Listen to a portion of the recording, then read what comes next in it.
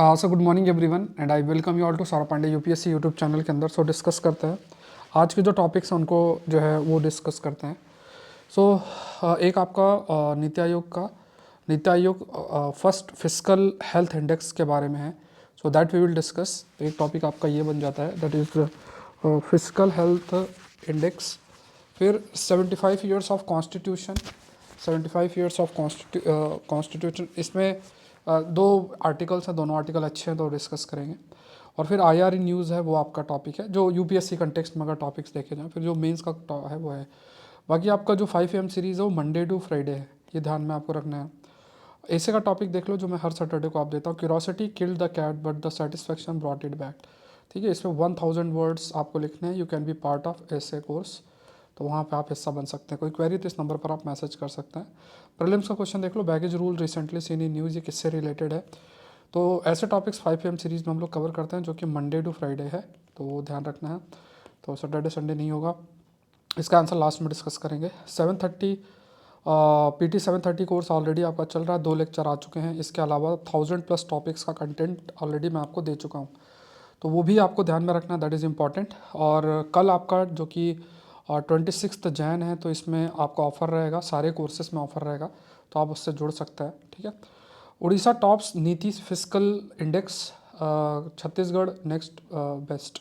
तो इसके देखिए पॉइंट्स जो हैं वो आपको थोड़ा सा देखना है। ठीक है, इससे कंटेंट ज़्यादा है तो इसमें, तो यहाँ पे देख लेते हैं, इनके पॉइंट्स देख लेते हैं। तो रिसेंटली पहले तो देखो, पहला जो फिस्कल हेल्थ इंडेक्स है, पहला चीज़ तो ये किसने रिलीज़ किया, तो नीति आयोग ने जो है इसको रिलीज़ किया है। और इसका नाम क्या इंडेक्स का रखा, that is fiscal health index 2025, जिसमें जो फिस्कल हेल्थ है, जिसमें 18 मेजर स्टेट्स हैं कि उनका क्या कंट्रीब्यूशन है इंडियन इकोनॉमी और इन सब के केसेस में, उसको आपका जज किया जाएगा। तो यहाँ पे जैसे उड़ीसा है, छत्तीसगढ़, गोवा, झारखंड जो है, ये टॉप परफॉर्मर्स हैं। एंड उसके बारे में थोड़ा सा देखते हैं। सो ओवरव्यू अगर देखा जाए नीति आयोग का जो फिस्कल हेल्थ इंडेक्स है, तो इसमें मेनली जो आपका फाइनेंशियल स्टेबिलिटी स्टेट्स का कितना है, अलग अलग पैरामीटर, जैसे मान लो कि GDP में कंट्रीब्यूशन है, पब्लिक एक्सपेंडिचर कितना है ना, सरकारी खर्चा कितना है, रेवेन्यू कैसे जनरेट किया जाता है, पूरा फाइनेंशियल मैनेजमेंट कितना किस तरीके से है।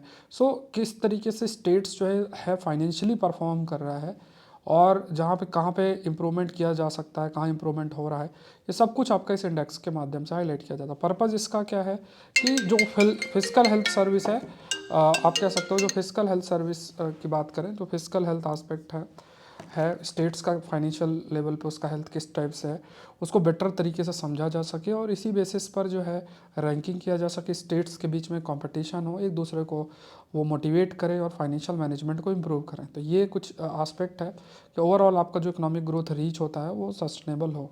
टॉप अचीवर्स की बात करें तो जो among the states evaluated, Orissa, Chhattisgarh, Goa, Jharkhand जो है ये टॉप अचीवर्स के रूप में है। एंड यहाँ पे जैसे उड़ीसा जो है लीडर बोला गया है, leader of the pack. Orissa ने कई सारे ओवरऑल कई स्टेप्स लिए हैं, जिससे इसका स्कोर 67.8 हो गया है। और इसका जो फिजिकल मैनेजमेंट और स्ट्रेटजिक प्लानिंग देखा जाए तो कहीं ना कहीं इम्प्रूवमेंट उसमें उड़ीसा का काफ़ी अधिक है।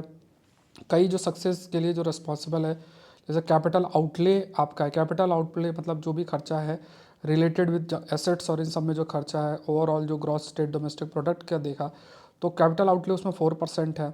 और जो नॉन टैक्स रेवेन्यू है, जो ऐसा रेवेन्यू जो कि मान लो टैक्स के माध्यम से नहीं इकट्ठा किया जाता है, तो उसका भी अच्छे तरीके से मोबिलाइजेशन आपका किया जा रहा है। और इसमें रेवेन्यू सरप्लस है, मतलब जो रेवेन्यू कलेक्शन है वो ज़्यादा है in comparison to the expenditure. तो ये कहीं ना कहीं आप कह सकते हो कि उड़ीसा के फाइनेंशियल हेल्थ के लिए रिस्पॉन्सिबल है। उड़ीसा के बाद छत्तीसगढ़, गोवा और झारखंड में उन्होंने भी काफ़ी इंप्रूवमेंट किया है, और उन्होंने भी एक बैलेंस्ड मतलब एक सही तरीके से जो फाइनेंशियल मैनेजमेंट है उसको किया है, अपना जो डेट है उसको भी सही तरीके से इम्प्रूवमेंट और मैनेजमेंट प्रॉपर जो है वो किया है। अब यहाँ पे जो रिपोर्ट हाईलाइट किया, जैसे स्टेट्स लाइक पंजाब है, आंध्र प्रदेश, वेस्ट बंगाल और केरला है as aspirational states, because they are grappling with significant, मतलब इन्हें देखा जाए तो इनमें काफ़ी सारे फाइनेंशियल चैलेंजेस इनको फेस करने पड़ रहे हैं। पंजाब, आंध्र प्रदेश, वेस्ट बंगाल और केरला की बात करें तो यहाँ पे एस्पिरेशनल स्टेट्स के रूप में इन्हें कहा गया है कि जो भी अपने मतलब फाइनेंशियल नीड्स हैं, फिजिकल नीड्स हैं, उनको मीट नहीं कर पा रहा है। रेवेन्यू डेफिसिट है, मतलब जो जितना रेवेन्यू कलेक्शन हो रहा है और जितना एक्सपेंडिचर हो रहा है, कलेक्शन से ज़्यादा एक्सपेंडिचर है। जो मोबिलाइजेशन होना चाहिए, रेवेन्यू का मोबिलाइजेशन, रेवेन्यू का जो मतलब कलेक्ट करना और फिर उसका इस्तेमाल करना जिस तरीके से होना चाहिए, तो उस पर भी उतना इफेक्टिवनेस नहीं है। और डेट का जो बर्डन है दैट इज़ ऑल्सो इंक्रीज, मतलब उधारी का बर्डन भी आपका इंक्रीज़ हो रहा है। तो चैलेंज जो है फेस किया जा रहा है क्या क्या है, एस्पिरेशनल जो स्टेट्स हैं, तो कई सारे चैलेंजेस इसमें। पहली बात तो एक्सपेंडिचर अच्छी क्वालिटी का नहीं। जैसे मान लो अगर आपके पास पैसे हैं, अब उसको आप खर्चा कई चीज़ों में आपके पास 1000 रुपये एग्जांपल लेता है और आपने पिज़्ज़ा बर्गर में कर लिया, तो खा के और जो है उसका पूरा जो आउटपुट है वो सुबह तक हो जाएगा, उसमें कोई मतलब उसमें आपको कुछ फ़ायदा नहीं है। 1000 रुपये की किताब ली, उससे पढ़ा, ज्ञान आया, उससे कुछ और किया, फिर 1000 रुपये उससे आपने एंड किया। तो इसी तरीके से स्टेट लेवल पे एक जो एक्सपेंडिचर है वो किस तरीके से, तो जो क्वालिटी ऑफ एक्सपेंडिचर मैटर करता है। क्वालिटी ऑफ एक्सपेंडिचर भले ज़्यादा हो लेकिन वो आपको रिटर्न जो है वो प्रोवाइड करेगा।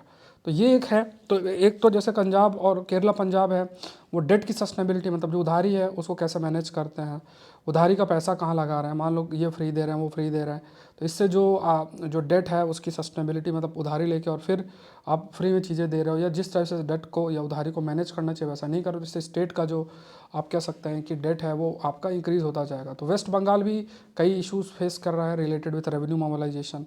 फ्रंट रनर अदर स्टेट्स, जो दूसरे स्टेट्स हैं उन्हें फ्रंट रनर और परफॉर्मेंस के रूप में, परफॉर्मर के रूप में कैटेगराइज किया। जैसे महाराष्ट्र, यूपी, तेलंगाना, मध्य प्रदेश, कर्नाटका, इन्हें फ्रंट रनर बोला गया है। और हाई टोटल डेवलपमेंट एक्सपेंडिचर और जो उनका रेवेन्यू है उस पर भी बढ़ा हुआ है, मतलब रेवेन्यू, टैक्स रेवेन्यू भी उनका बढ़ा है।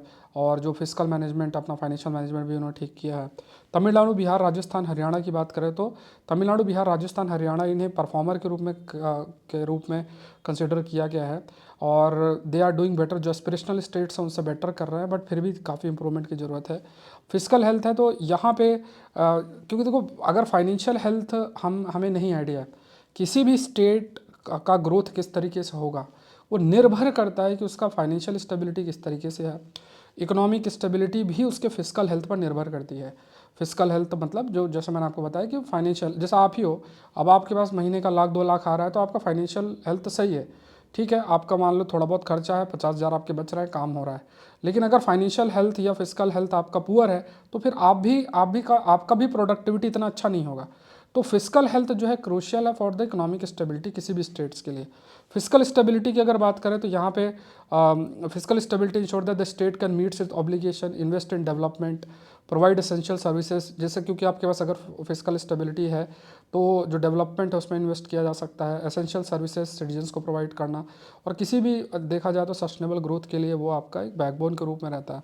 रेवेन्यू मोबिलाइजेशन, तो इफेक्टिव रेवेन्यू मोबिलाइजेशन की बात करें, ये भी बहुत इंपॉर्टेंट है, क्योंकि देखो अगर जो पैसा इकट्ठा हो रहा है उसको सही तरीके से लगाएंगे, फिर उस जो रेवेन्यू का सोर्स और जनरेट होगा और इफेक्टिव चीज़ में लगाएंगे तो उससे रिटर्न भी आपका आएगा।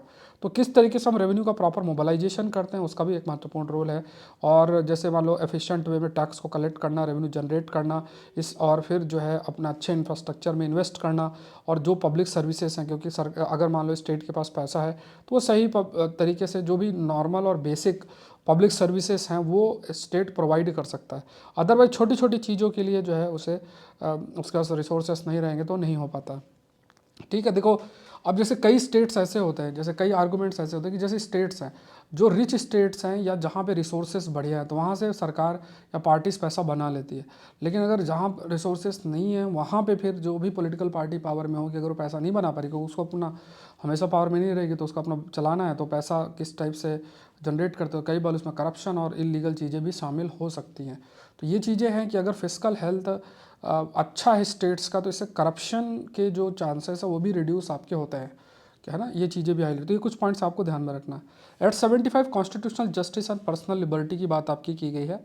तो यहाँ पे 2 आर्टिकल्स हैं, दोनों आर्टिकल्स डिस्कस करेंगे, दोनों आर्टिकल्स अच्छे हैं, कि की पॉइंट्स डिस्कस करेंगे। ठीक है, तो ये आपका माइंड मैप है, बड़ा सा आप देख लो, तो ये माइंड मैप है, अगर आपको दिख रहा हो तो एक बार मैं पूरा कंटेंट को हम लोग गो थ्रू होते हैं और उसके बाद जो है ये माइंड मैप से फटाफट एक बार रीड कर लेंगे। तो जो आर्टिकल है उसका एक आपको थीम मिल जाएगा। तो 75 years of constitution of India हमारे होने वाले हैं। और यहाँ पे देखो कहा गया कि जो जैसे सब लाइन आप थोड़ा सा अपने जैसे एक डायरी बना लो, उसमें जो लाइनें हैं वो क्या है यूज़ किया करो। जैसे the constitution of India stand as beacon of hope and justice, तो ये लाइन बहुत अच्छी है। ठीक है, इसको एक्सप्लेन करने की बात नहीं है, बट ये लाइन अच्छी है, कई जगह पर निबंध लिखते हो, आंसर लिखते हो, तो उसमें आप ये सब यूज़ कर सकते हो। तो यहाँ पे हमें क्या है कि हमारा जो कोर वैल्यूज़ है ना, कोर वैल्यूज़ है, मोरालिटी एस्पेक्ट है, उनको कैसे हम लेकर चलते हैं, पर्सनल लिबर्टी, ह्यूमन डिग्निटी है, उसको किस तरीके से हम इंटरप्रेट करता है, वो देखने वाली बात है। और मान लो देखो, सबका अपना अपना एक्सपीरियंस होता है, उस बेसिस में लोग एनालाइज करते हैं। बट पॉजिटिव चीज़ ये है कि बहुत सारे देशों में जो संविधान है वो एक बार बना, फिर चीज़ें नहीं बैठी, फिर दोबारा किया। हमारे यहाँ पे चीज़ें रन हो रही हैं, रिफॉर्म्स की, ऑफ कोर्स वी वांट कि कुछ रिफॉर्म्स हों। धीरे धीरे रिफॉर्म्स का भी जो हमने प्रोसीडिंग्स स्टार्ट भी किया, इम्प्रूवमेंट भी हुआ, टेक्नोलॉजिकल एप्लीकेशन भी हमने फोकस किया। But still we will say कि जैसा भी हमारा संविधान चल रहा है, उसका जो रेस्पेक्ट है that has to be maintain, and that has, like again we can say, either it's legislature, executive और judiciary, they have all played a very important role in sustaining, maintaining and respecting the values which are enshrined in the Constitution of India। तो जैसे मैंने आपको बताया कि दो चार इधर उधर के कुछ इश्यूज आपको मन में आएंगे, उससे हो सकता है यू में फाइंड कुछ लूप होल्स हैं, बट हाँ वो लूप होल्स कैसे हम दूर करते हैं, तो वो उसके लिए भी हमें प्रयास करने का ज़रूरत है। कोर वैल्यूज़ कॉन्स्टिट्यूशन की बात करें, जैसे जैसे पर्सनल लिबर्टी है, ह्यूमन डिग्निटी है, ये बहुत इंपॉर्टेंट है कोर वैल्यूज़ के कंटेक्स्ट में हम देखें। पर्सनल लिबर्टी जो है अगर देखा जाए तो यहाँ पे मतलब किसी भी तरीके का रिस्ट्रेंट ना हो, ये फ्रीडम ऑफ एक्सप्रेशन भी इसके अंदर आता है। आप कोई चाहो तो डिसेंट है, लिव विथ डिग्निटी, ये सब कुछ आपका लिबर्टी के अंदर आता है। तो यहाँ पे जो कॉन्स्टिट्यूशन है, आप कह सकते हैं वो इन सब चीज़ों को देता है। बट हाँ, कैसे हम इनको प्रैक्टिस करते हैं, दैट इज़ द केस। तो इथिकल क्राइसिस एक तरफ है, सो डीप इथिकल क्राइसिस भी है। This crisis call for reevaluation how we interpret and apply constitutional value. तो देखो, एक मतलब ये भी ज़रूरी है, इसमें ये देखना है कि अब अगर जैसे मान लो कई सारे लेवल पे अगर रीजनेबल रिस्ट्रिक्शंस मेंशन्ड है, अब उस रीजनेबल रिस्ट्रिक्शन का भी ओवर इंटरप्रिटेशन करके अगर लिबर्टी या ह्यूमन डिग्निटी का डिसरेस्पेक्ट होता है, तो वो वैसा भी नहीं होना चाहिए।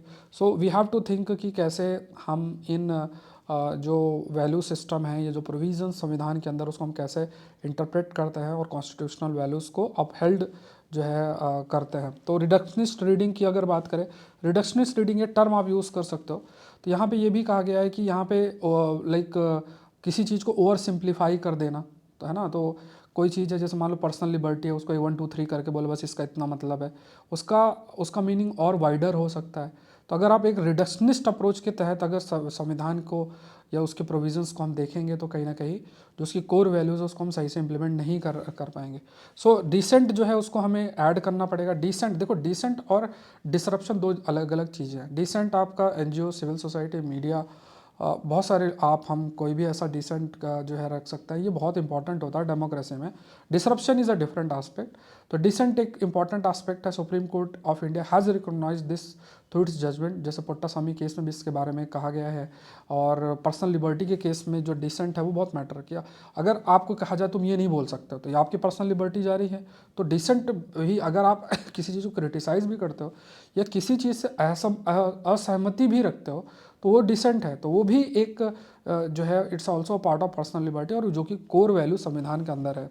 तो Puttaswamy versus union of India case के अगर देखा जाए, जिसमें राइट टू प्राइवेसी, इसको भी फंडामेंटल राइट्स के रूप में कंसिडर किया गया है। और एस फजल अली जो है डिसेंट इन ए.के. गोपालन केस में सामने रखा है, जो ए.के. गोपालन केस में डिसेंट को इंपॉर्टेंट रखा गया है। सो ये कहीं ना कहीं हमारी जो डिसेंटिंग वॉइस है, या जो लोग मतलब हो सकता है चीज़ें जो प्रिवेलिंग चीज़ें हैं उसके खिलाफ खड़े होते हैं, या आप एक डिसएग्रीमेंट, असहमति किसी चीज़ से रखते हो, तो उसको भी हमारा संविधान प्रोटेक्ट करता है। उस कोर वैल्यू को भी हमारा संविधान जो है प्रोटेक्ट करता है। ए.के. गोपालन केस के अंदर यहाँ पे भी कहा गया कि personal liberty, struggle for personal liberty. तो यहाँ पे जैसे लाइक मान लो जैसे गोपालन थे, उनका जो डिटेंशन, प्रिवेंटिव डिटेंशन किया गया था, तो वो भी कॉन्स्टिट्यूशनल इथिक्स शब्द आप यूज़ कर सकते हो। कॉन्स्टिट्यूशनल मोरालिटी आप शब्द यूज़ करते हो। जब किसी के एक्ट और एक्शन सही है गलत, that is based on the provision of the constitution. तो मतलब जैसे जैसे मान लो इथिक्स बात करोगे, तो कुछ मोरल प्रिंसिपल्स हैं, उस बेसिस में किसी के कंडक्ट को राइट या रॉन्ग हम कहते हैं। इसी तरीके से जो कॉन्स्टिट्यूशनल इथिक्स है, उसमें संवैधानिक या कॉन्स्टिट्यूशनल मोरालिटी है, उसमें संवैधानिक मेंशन्ड जो प्रोविजंस हैं, उस बेसिस में हम किसी एक्शन को सही या गलत कहते हैं। So article 21 of the constitution guarantee the right to life and personal liberty. तो ये इंडिविजुअल डिग्निटी और डेवलपमेंट के लिए बहुत इंपॉर्टेंट, ये लाइन भी अच्छी है। डिग्निटी में जो है एक इंपॉर्टेंट ह्यूमन वैल्यू भी है। और यहाँ पे आर्टिकल 21 की बात करें, ये इम्पॉर्टेंट है इंडिविजुअल डिग्निटी को मेंटेन करना। और हमारा लाइक वी कैन से कि जो प्रिंसिपल है ख़ास तौर say that associated with article 21, ये भी लिबर्टी को मेंटेन करना, जस्टिस और लिबर्टी को मेंटेन और उसको समझना, उसको इंटरप्रेट करने के लिए आज के समय के लिए बहुत महत्वपूर्ण आपका है। तो यहाँ पे कई सारी चीज़ें, जैसे मान लो प्रिवेंटिव डिटेंशन है या आर्बिट्रेरी अरेस्ट है, अगर वो सब देखने को रहता है तो उसको हम इस जो एक वाइडर इंटरप्रिटेशन है उसके माध्यम से हम चीज़ें रख सकते हैं। प्रिवेंटिव डिटेंशन और आर्बिट्रेरी अरेस्ट की बात करें, देखो यहाँ पे कोई स्पेसिफिक नहीं होना है, कुछ एस्पेक्ट आप हाईलाइट कर सकते हो। तो यहाँ पे आपको ये भी ध्यान में रखना है कि जहाँ पे जैसे वैल्यूज़ हैं, जैसे डिसेंट है, या जहाँ पे आप लिबर्टी की बात करते हो, तो यहाँ पे लाइक जो डिसेंट है, डिसेंट को क्रिमिनलाइजेशन की तरफ हमें लेकर, अगर मैं क्रिटिसाइज़ करता हूँ, बट देखो क्रिटिसिज्म का भी एक आइडिया होना चाहिए, इसमें आपको बहुत बैलेंस रखना है। जो चीज़ इसमें ना लिखी हो वो भी मैं आपको कहना चाहूँगा, क्योंकि देखो जब आप किसी चीज़ को क्रिटिसाइज़ करना चाहिए तो वो ऐसा नहीं होना चाहिए कि आप एक प्रोपागेंडा रन करने का कोशिश कर रहे हो या आप फेक न्यूज़ स्प्रेड करने का। डिस इन्फॉर्मेशन, मिस इन्फॉर्मेशन कभी भी डिसेंट का बेसिस नहीं हो सकता है। जब भी हम किसी चीज़ को क्रिटिसाइज़ भी करते हैं या अपना डिसेंट भी शो करना तो करते हैं, तो वो भी हमारे कुछ सर्टन फैक्ट्स और की चीज़ों पर बेस्ड आपका होना चाहिए। ऐसा नहीं कि वी जस्ट वांट कि कोई चीज़ है और इसके प्रति गलत धारणा बनाना है, इसलिए हम डिसेंट जो है वो शो कर रहे हैं।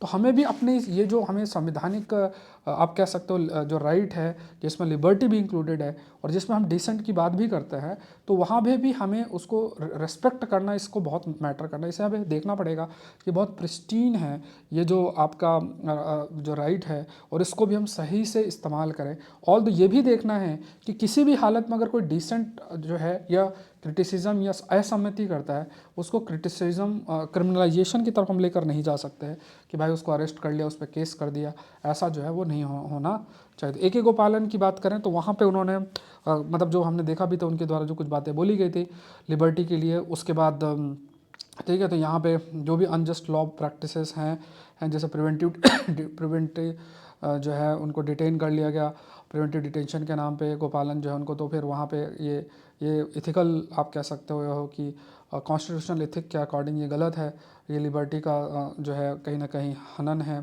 तो उस चीज़ के बेसिस में जजमेंट भी आपका ए के गोपालन केस के अंदर में ये सब हाईलाइट आपका किया है। सो हमें अपना जो कॉन्स्टिट्यूशनल राइट्स है उसको प्रोटेक्ट करना पड़ेगा। जो भी करंट सिचुएशन में जो भी हमारा बिलीफ है कॉन्स्टिट्यूशनलिज्म, कॉन्स्टिट्यूशन पर इज़म, जब लिज्म जैसे ना कॉन्स्टिट्यूशनलिज्म मतलब बिलीफ इन द कॉन्स्टिट्यूशन, तो यहाँ पे हमें उसे मेंटेन करके रखना पड़ेगा। हम कुछ भी बात करते हैं, constitution has to be respected by all the pillars of the democracy. At the same point of time जो लोग हैं they need to be aware about their constitutional rights, और कोर्ट जो है again it plays a very important role. और जो भी हमारा स्ट्रक्चर है, डेमोक्रेटिक स्ट्रक्चर है, उस डेमोक्रेटिक स्ट्रक्चर, पॉलिटिकल कल्चर, इन सब को इस तरीके से हमें लेकर चलना है कि हम ओवरऑल अपनी डेमोक्रेसी को आगे लेकर चले। और उस डेमोक्रेसी को की जो कोर वैल्यूज़ हैं, उन जो कि कोर वैल्यूज़ डिराइव भी कॉन्स्टिट्यूशनल वैल्यूज़ से होती हैं, और उन कॉन्स्टिट्यूशनल वैल्यूज़ को हम रिडक्शनिस्ट अप्रोच की तरफ नहीं, मतलब उसका ऐसा लिमिटेड इंटरप्रिटेशन नहीं कर सकते हैं, वाइडर इंटरप्रिटेशन करके जो है वो आगे हमें बढ़ना है। ठीक है, ये कुछ पॉइंट्स देखना है। चलो नेक्स्ट देखते हैं foundational value the journey of Indian states. अच्छा एक बार वो माइंड मैप दिखा देता हूँ फटाफट आपको, है ना।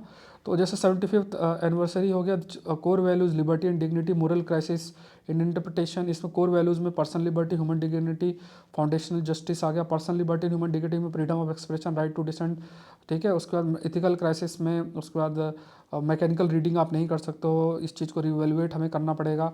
रिडक्शनिस्ट अप्रोच अवॉइड करना, रीस्टेटिंग डिसेंट, इसमें ये डेमोक्रेसी के लिए इंपॉर्टेंट भी है। पोटासामी जजमेंट में भी इस चीज़ को कि डिसेंट भी इट्स पार्ट ऑफ लिबर्टी। फिर राइट टू प्राइवेसी, उसके बाद डिसेंट को रेस्पेक्ट करने की बात की गई है, डिसेंटिंग वॉइस को रेस्पेक्ट करने की बात की गई है ना। और राइट टू लाइफ, फिर personal liberty and guarantee ensuring dignity and development. तो यही सारे पॉइंट्स आपका इंक्लूडेड है। अगर आपने पूरा पढ़ लिया तो फटाफट इससे आप रिवाइज कर सकते हैं। ठीक है, तो ये ध्यान में रखना है। तो यहाँ पे 26 तो जो आपका है, मतलब कल सारे कोर्सेस में आपका 50% ऑफ रहेगा। एक तो प्रीलिम्स के लिए मेंटरशिप प्रोग्राम लॉन्च हो जाएगा जिसका प्राइस बहुत ही कम होगा, क्योंकि उसमें मैं आपको लेक्चर्स लाइव लेके आपको पूरा गाइड कर दूंगा, प्लस मेरा पर्सनल नंबर रहेगा और वो रहेगा। ठीक है, इसके अलावा 10 फुल लेंथ टेस्ट आएंगे, ज्योग्राफी का बेसिक टू एडवांस कोर्स होगा, हिस्ट्री का रहेगा, और क्रैश कोर्स में सब कुछ इंक्लूडेड है। बट कोई अगर सेपरेटली उन चीज़ों को करना चाहता है तो आप कर सकते हैं। चलो नेक्स्ट देखते हैं कॉन्स्टिट्यूशनल PT 730 भी है। PT 730 के अंदर 2 साल का करंट अफेयर जो कि क्लासेस ऑलरेडी शुरू हो चुकी हैं। साइंस टेक का मैं जल्द से शुरू कर दूंगा। साइंस टेक की क्लासेस अभी मैंने नहीं डाली क्योंकि कंटेंट अभी करंट अफेयर का प्रिपेयर होगा, उसी से एसोसिएटेड साइंस टेक है, तो फटाफट वो बस क्लासेस आपको रिकॉर्ड करनी है और अपलोड हो जाएंगी। Foundational value the journey of Indian state 75th anniversary, इसमें भी कुछ चीज़ें आपकी हाईलाइट की बाद में देख लेंगे, पहले जो चीज़ें मेंशन्ड उसको देख लेते हैं। तो 75th एनिवर्सरी जो कॉन्स्टिट्यूशन ऑफ इंडिया की है उसमें इंडिया के फाउंडेशनल वैल्यूज़ पे बात की गई है इस आर्टिकल के अंदर। तो ये लाइन आप लिख सकते हो, it's not just a legal documents, ये फाउंडेशनल वैल्यू है जो हमारी डेमोक्रेसी को गाइड करता है। ये देखो, ये आपकी डायरी में ऐसे शब्द होने चाहिए। आप इंटरव्यू में कुछ बोलते हो तो ये शब्द आपके लिए हेल्पफुल है। अगर डायरी में लिखा हुआ है तो आप कभी एथिक्स के पेपर में, ऐसे राइटिंग में आप इन शब्दों का चयन करके लिख सकते हो। बर्थ ऑफ द कॉन्स्टिट्यूशन, तो यहाँ पे काफ़ी डिबेट और ये सब हुआ। फिर ऑन जनवरी 26, 1950 जो है ऑफिशियली फोर्स में आया। तो ये तो कॉमन सी चीज़ है, इसमें कुछ नया नहीं है। कॉन्स्टिट्यूएंट असेंबली का भी एक महत्वपूर्ण रोल रहा है जिसमें बहुत सारे डिबेट डिस्कशन हुए, है ना, और फिर हमने एक जो अपना संविधान के एक सहमति से हमने रीच किया। Doctor B.R. अम्बेडकर जो है, उनका विज़न अगर देखा जाए, जो कि चीफ आर्किटेक्ट थे कॉन्स्टिट्यूशन के, तो उन्होंने एक इंपॉर्टेंट एड्रेस भी दिया था नवंबर 25, 1949 के अंदर। और उन्होंने कंसर्न भी रखा था कि whether Indians would prioritise the nation over the individual entity. ये तो बहुत अच्छी लाइन है, देखो, है ना, कि यहाँ पे मतलब मतलब हम किसको प्रायोरिटी दे रहे हैं, इंडिविजुअल को कि नेशन को। तो नेशन फर्स्ट एक बहुत महत्वपूर्ण आस्पेक्ट होता है। तो अपना देश आपके लिए बेनिफिट है, भले इंडिविजुअल सर्टन चीज़ें जो है वहाँ पे डाइल्यूशन हो, बट हमें अपने देश को आगे लेकर जाना है, ऐसा हमको प्रोसीड करना है, ठीक है। तो हमारे लिए जो इम्पोर्टेंट रहता है वो क्या है, दैट इज़ द ओवरऑल अगर आप देखोगे दैट इज़ द मतलब कंट्री जो है वो मोस्ट इम्पॉर्टेंट अब रहता है। Indian federal structure overall recent federal structure मतलब किस टाइप से आप सेंटर और स्टेट का रिश्ता है, वो जो बेसिस ऑफ फेडरल स्ट्रक्चर आपका होता है। स्टेट और के बीच में तो स्टेट और गवर्नर का टसल चलता रहता है। अब देखो, इशू जो आता है फेडरलिज्म में वो तभी आता है जब सेंटर में एक अलग पार्टी है और स्टेट में अलग पार्टी। अगर दोनों में सेम पार्टी, कभी कोई दिक्कत नहीं आती। तो basically it's a relation between the political party जो कि सेंटर स्टेट रिलेशन में रिफ्लेक्ट होते हैं। तो यहाँ पे क्या है, गवर्नमेंट और गवर्नर, मतलब स्टेट गवर्नमेंट और गवर्नर, गवर्नर भी सेंटर अपॉइंट करते हो तो वहाँ भी टसल शुरू हो जाता है। तो ये चीज़ें हैं। फिर साइमल्टेनियस इलेक्शन है, रीजनल लैंग्वेज का क्या स्टेटस है, इस पर डिबेट लगातार चल रही है। फेडरल जो शब्द है वो मेंशन नहीं है आपके संविधान के अंदर। तो यहाँ पे हम एक कहते हैं कि क्योंकि फेडरल शब्द नहीं, तो हम एक यूनिटरी सिस्टम की तरह जो है काम करते हैं। But doctor B.R. अम्बेडकर उन्होंने कहा कि सेंटर स्टेट्स आर को equal in legislative and executive matter. जो लेजिस्लेटिव एग्जीक्यूटिव मैटर में दोनों एक समान है ना। तो ये भी है, बस ये जब इमरजेंसी का समय आता है तब चीज़ें डिफरेंट है। तो इस देखो, हमारे लिए ये ज़रूरी भी है क्योंकि हम इतना ज़्यादा डाइवर्स हैं। तो अगर नहीं होगा तो मान लो फिर अलग कहीं सेपरेटिस्ट टेंडेंसी होगी और बहुत ज़्यादा अपने स्टेट को राइट्स दे दिए, तो आप सभी को पता है फिर वो दिक्कत मतलब बहुत सारा रेज हो सकता है। तो यहाँ पे हमें एक बैलेंस करना है। तो इसलिए हमारा संविधान जो चीज़ प्रोवाइड करता है कि भाई आप लेजिस्लेचर एग्जीक्यूटिव ठीक है उस लेवल में डोमिन, बट कभी जब इमरजेंसी की स्थिति आती है तो चीज़ें सेंटर से कंट्रोल आपकी होंगी। अनइक्वल डेमोक्रेसी का कंसेप्ट है, social democracy and its challenges. So यहाँ पे कहा गया कि कई क्रिटिक कहते हैं पुलिस स्टेट बन गया है, कुछ अनलॉफुल एक्टिविटी प्रिवेंशन एक्ट है। अब ये सब जो है कई जो कहते हैं वो कई कौन है पता नहीं, बट ये जो शब्द हम यूज़ करते देखो, आप अमेरिका में चले जाओ, अब अमेरिका में क्या हो रहा है, माइग्रेंट्स आ गए, आपके खूब सारे आ गए, है ना। आप वहाँ के कॉमन आदमी से बात करो, परसेप्शन पे मत जाओ। आपको कोई जानकार वहाँ रह रहा होगा ना, तो आप सही में उनसे बात करना। तो इलीगल माइग्रेशन एक बहुत बड़ा इशू है वहाँ का, क्राइम रेट बढ़ रहा है, बहुत सारी चीज़ें हैं, ठीक है। तो वो एक है, आप पॉलिसी से कई सारे एग्री डिसएग्री कर सकते हो, बट इलीगल माइग्रेशन एक बड़ा इशू है। तो अमेरिका जैसे डेवलप्ड देश में भी ये इशू बड़ा बन गया है और वहाँ पे भी उन्होंने जो है स्टेट ऑफ इमरजेंसी बॉर्डर में डिक्लेयर कर दिया, जो चीज़ कराते उसको टेररिस्ट डिक्लेयर कर दिया। तो आपके देश में लॉ होना चाहिए ना कि अगर कोई भी ऐसा कार्य करता जो देश की सॉवरेंटी और इंटीग्रिटी के खिलाफ होगा तो उनके ऊपर तो आपको चीज़ें करनी पड़ेगी। अगर वो सही से हम इम्पोज नहीं करते तो उसके लिए आपका मान लो गलत तरीके से किसी पे इम्पोज हो जाए तो उसके लिए क्योंकि फाइनल डिसीजन मेकिंग तो कोर्ट का है, तो फिर वो कोर्ट जो है के द्वारा किया जाएगा। रोल ऑफ फ्रेटर्निटी ब्रदरहुड की बात करें तो सामाजिक और आर्थिक इनइक्वालिटीज़ जो हैं वो है ना, तो जो असमानताएं हैं सामाजिक लेवल पे, आर्थिक लेवल पे ना असमानताएं हैं। अब देखो क्या हुआ है कि हमने जो असमानताएं सामाजिक और आर्थिक लेवल में पहले थी उसको दूर करने के लिए हमने कुछ पॉलिसी अपनाई। अब वो पॉलिसीज़ में अगर रिफॉर्म नहीं लाओगे तो अलग तरीके की असमानताएं जो आने लग जाएंगी, फिर आप कुछ करोगे। तो ये थोड़ा सा देखना है। कास्ट डिवीज़न एग्जिस्ट करता है, बट कुछ कास्ट आप कहोगे कि कुछ कास्ट का जो है सामाजिक और आर्थिक विकास हो रहा, कुछ अभी भी पीछे बहुत सारी, तो उनको कैसे लेकर आए, है ना, ब्रदरहुड कैसे, क्योंकि देखो सिंपल सी बात है, कोई किसी भी कास्ट से रिलेटेड हो, ठीक है, लेकिन आज का जो समय है उसमें इकोनॉमिक क्लास बहुत मैटर करते हैं, मतलब आर्थिक लेवल पे आपका स्टेटस क्या है, लोग उसी से ही दोस्ती यारी जो है वो करते हैं।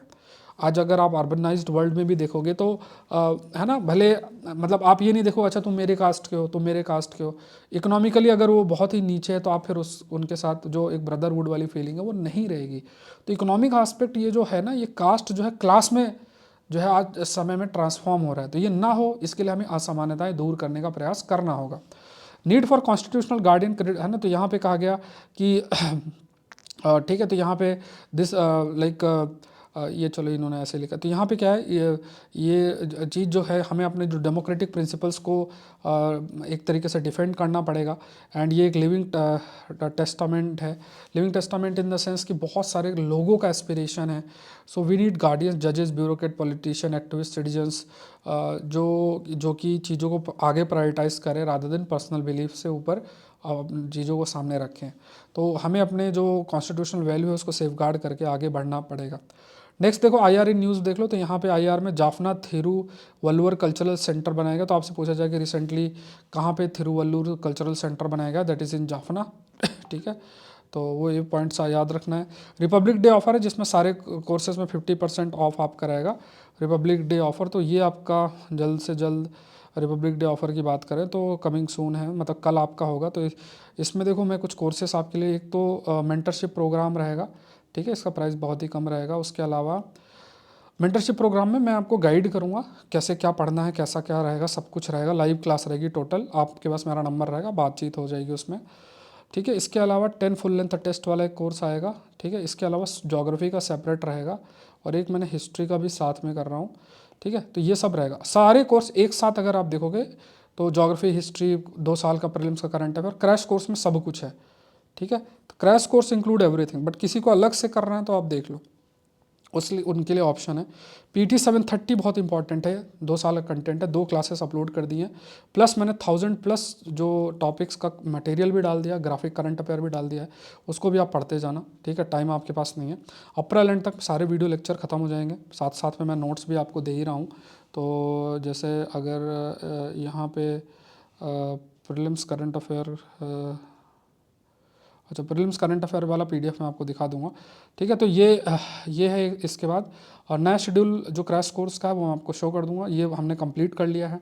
कल मैंने आपको ओल्ड NCERT कवर कराई थी, ज्योग्राफी की ओल्ड NCERT बढ़िया तरीके से आपके लिए कवर हुई थी, तो मैं लेट मी शो यू। तो प्रेशर एंड विंड हम लोग करेंगे, देखो ये क्लास के नोट्स हैं, ठीक है, जो मैंने आपको एक्सप्लेन किया था कल पूरा, तो बढ़िया तरीके से है। देखो बुक के साथ पढ़ोगे ना तो उसका अलग एक कॉन्फिडेंस आपका आएगा। देखो ये पूरा एक्सप्लेन किया हुआ है, ये देखो पूरा एक्सप्लेन किया हुआ है, ठीक है, एक एक करके जो है पूरा एक्सप्लेन मैं कर रहा हूँ। ये देखो पूरा ये मैंने आपको एक्सप्लेन किया हुआ है ज्योग्राफी से। NCERT पढ़ो, भले आपने कहीं से भी पढ़ रखा हो कोई बात नहीं, लेकिन इन चीज़ों के लेक्चर्स अपलोड कर रहा हूँ और इसमें आपका शेड्यूल क्रैश कोर्स में मेरा बहुत प्रायोरिटी है, सारा कंटेंट इसमें आ रहा है। और इसके अलावा अगर आप सेपरेटली चीज़ें करना चाहते हैं तो वो सेपरेट भी ऑप्शन आपके पास रहेंगे, ठीक है। तो ये ध्यान में रखना, कोई क्वेरी है तो आप मुझे बता सकते हैं। आकलन प्लस में देखोगे तो सिलेबस क्वेश्चन 7 to 11 आप क्वेश्चन ग्लोबलाइजेशन, सोसाइटी, IR और पॉलिटी, ठीक है। तो यहाँ पे question set upload Saturday 4 PM time, question set upload आपका ये रहता है, आज 4 PM में नेक्स्ट सेट अपलोड हो जाएगा। साइंस टेक का कोर्स है, तो सौरभ पांडे UPSC.com वेबसाइट पे जाके ऑल कोर्सेज में आपको क्लिक करना है, सौरभ पांडे CSE ऐप आपको डाउनलोड करना है। ये आपका है जो कि टेलीग्राम चैनल है जहाँ से आप PDF डाउनलोड कर सकते हैं। ये क्वेश्चन स्टार्टिंग में मैंने पूछा था आपसे, आप बता सकते हो इसका आंसर इसका B है, gold limits for abroad travellers. उसके बाद देखते हैं ऐसे टॉपिक देख लो, curiosity kill the cat but satisfaction brought it back, तो आप आकलन प्लस का हिस्सा बन सकते हैं और ऐसे जो है आप लिख सकते हैं। कोई क्वेरी तो इस नंबर पर आप मैसेज कर सकते हैं। मिलता है नेक्स्ट सेशन में, आई होप ये सेशन आपके लिए हेल्पफुल रहा होगा। Thank you everyone, thank you.